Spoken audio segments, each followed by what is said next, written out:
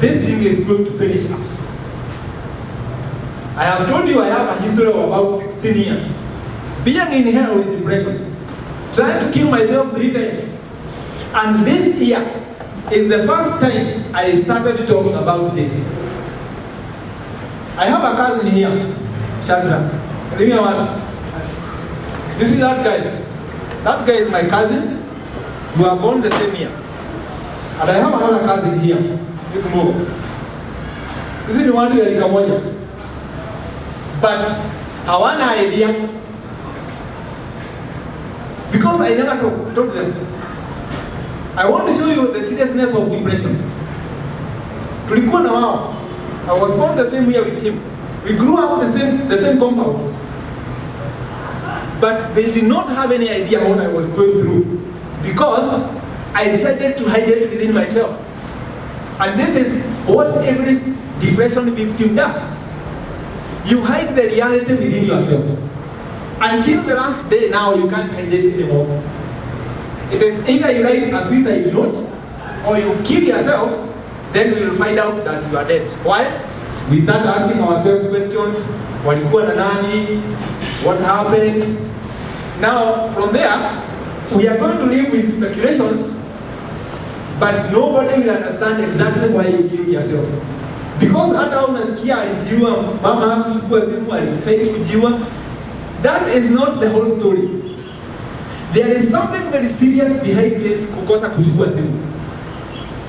In the mind of the victim, there is something very serious. But on the side of huyu mwingine hajui. Maybe hiyo ni tabia yako, sometimes sitaki kuchukua simu, nitachukua baadaye, nitakupigia baadaye. For no reason. But when unakataa kuchukulia simu, that single phone call is a matter of life and death for them. It is either you pick it or somebody is dead. Telling you, so many people are sick. And that is why I decided to start speaking. Now when you wananifuata online, wanajua what has been happening. You see me sharing screenshots of people who have written suicide notes and trying to figure out when nitatoa familia zao just to save them. Not because I know them, not because their life matters to me, I don't even know them, but I understand exactly what they are going through. Because by the time somebody decides to write a suicide note, it is their last call for help. Inakuweka nimesema I am going to kill myself. So it is either you come ama mimi niende. And most cases ukienda kumtafuta kama hajakufa, they will never kill themselves. Because alikuwa anangojea usaidizi. Alikuwa anangojea usaidizi. So if you decide to come out, uende ukamtafute. Hawezi jiua. Because amepata ile kitu alikuwa anataka. Alikuwa anataka mtu amsikiza, because now when you are depressed, you start figuring out things that are not there. Imaginary things like kila mtu ananifikia. I don't have a friend. When you look at everybody unaona ni adui yako, including those who don't know you. So you decide, wacha mimi nikae kando, because I don't want to relate with my enemies, because everybody else is your enemy. In your mind, everybody is your enemy. Now, hutaki kukaribiana na maadui wako. So what do? Unakaa peke yako. Ukikaa peke yako, ile ugonjwa iko kwa kichwa haijapona. It continues eating other things, including the most basic things that a human being requires. Kama kula, kuoga, kulala. People who have been through depression will tell you, you can go for a week, hujawahi lala more than 2 hours a day. You made yourself ni saa 8 ya usiku. You are just seated somewhere, umeangalia ukuta. Hakuna kitu unaona hapo. But in your brain, some images are created na zinakuonyesha how bad your situation is. So wewe umekaa pale, unalia tu. Umekaa tu pale unalia tu. Unalia tu. But if somebody gets into that room, akuulize nini kinaendelea, it only comes out as I am fine. Mimi niko sawa. So, nataka mjue kutoka leo, if you ever find somebody Na wewe mwenyewe ukiangalia unaona ako na maneno, kuna kitu haiko sawa. Akikwambia I am fine, that is a straight victim of depression. Hiyo jina ukisikia mtu anakwambia mimi niko sawa, depression straight away. Unapata mtu analia but anakwambia mimi niko sawa, depression straight away. Start looking for help na huyo mtu. Because hiyo jina mimi niko sawa inatokaga trying to console yourself. Unajiambia hata nikikwambia utafanya nini? And again, I don't have anything more to lose. I've lost everything. So mimi niko sawa. Mimi niko sawa. So they are not telling you that kwenye mimi niko I can survive niko sawa. Anakwambia I've lost everything. Now kwenye niko mimi niko sawa. I don't have anything more to lose.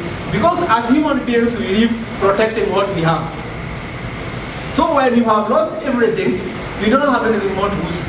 So wewe unasema mimi niko sawa? Mimi niko sawa. Na hiyo jina ukisikia mtu anakuambia mimi niko sawa, be very careful. Because anaweza kuwa anakuambia mimi niko sawa, tayari ako na plan kwa kichwa. Na hiyo plan iko sawa. Somebody will die or something will happen. Na sababu mimi niko sawa, sitakwambia tu niko sawa. Hiyo jina ya kukwambia niko sawa, it hides a lot of things. A lot of things. And there is a very huge message in that. Mimi niko sawa. It is either niko sawa, I have a plan. Ama niko sawa, I have lost everything. So I don't have anything more to protect. Mimi niko sawa. Mimi niko sawa. So now, we are going to teach each other, keep training each other until we understand this. Until all of us understand this. So that, Samson peke yake, hawezi fikia watu wengi. Now you can imagine, how many people can I deal with in a day? And don't forget, I also have a family, I have bills to pay. So I have to put aside some hours for me to work. So now you called me yesterday, you told me your story, I don't have your number.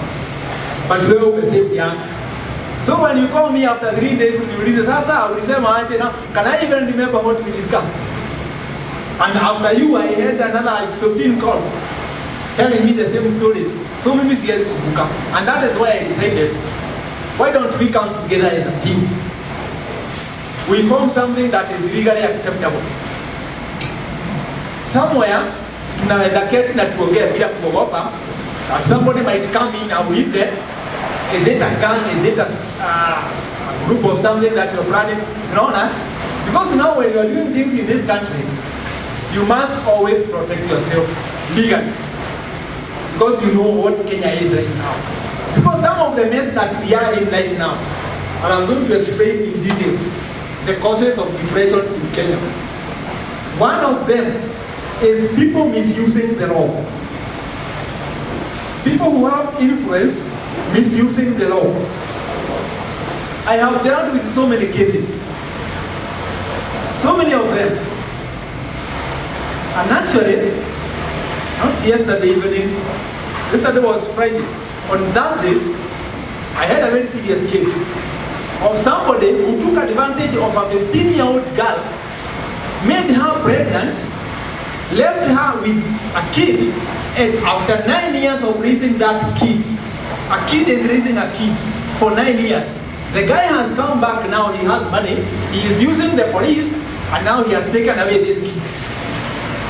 Now tell me, isn't this an individual who is using the law to mistreat someone? Because where have you been for 9 years when this kid was raising another kid? Now after 9 years you have come back, you have some money, you are coming with the police, with some lawyers, and now you want your kid. Now you need one. Now you see, some of the issues that we are going through is because of people misusing the law. That's why everything you are doing, you have to protect yourself so that you don't get into trouble. Because the people who have money continue getting more, and the people who don't continue staying without. And this is a very big crime that has been drawn by the system. Every day we read in the news, 2 billion, 1.5, 7, 15, lost. Lost it to where? Haijaanguka kwa shop, haikuenda na mto, it is somewhere. I'm sure you saw a story of like yesterday. Some people from Kiambu County were arrested with millions in the vehicle. Walikuwa wanapeleka wapi? Kujiwekea mahali. Because you have gotten to a point, kila mtu ashuke side yake. You see? So youth are continuing to graduate every year. They don't have jobs. The people who are supposed to create jobs are very busy looting money. The money that is supposed to be creating these jobs is somewhere hidden in cartons and bags. And then, when these young people try to do things, the law comes. Whatever you are doing is not legally acceptable. So now what do you do? So many people are in prison today, languishing in jail, because they did something trying to benefit themselves after the system failed them. But the system itself is the problem. Now tell me, we have a Ministry of Health. When was the last time you saw somebody from that ministry talking about depression and mental health? Now they are there. So now for us, if we don't talk about this, who will? Who will? We don't have a choice at this point. We seriously do not have a choice. We have to sacrifice everything we have for the sake of the next person. Because if I come and help you, when you get well, you will remember. And the next person who approaches you, utamsaidia. Because kama mimi sikesaidiwa in 2016, singekuwa hapa, I wouldn't be here right now talking about this. I'm talking about this because somebody stood with me. And that is why I'm starting with somebody else. Personally, I have dealt with 24 suicidal cases. Within the last 3 months, 24 suicidal cases. Some of them have been reported to me by other people. Others have been reported to me by the victims themselves. Sometimes I wake up in the morning and I find a missed call. Ilikuwa ya saa 8 ya usiku. Somebody called me, mimi sikusikia simu. Nimelala. Asubuhi napata message, mtu alikuwa anataka kuniripotia. Nimefika mahali, I'm feeling like I need to go. So now somebody is writing a suicide note on my phone. You see? Because every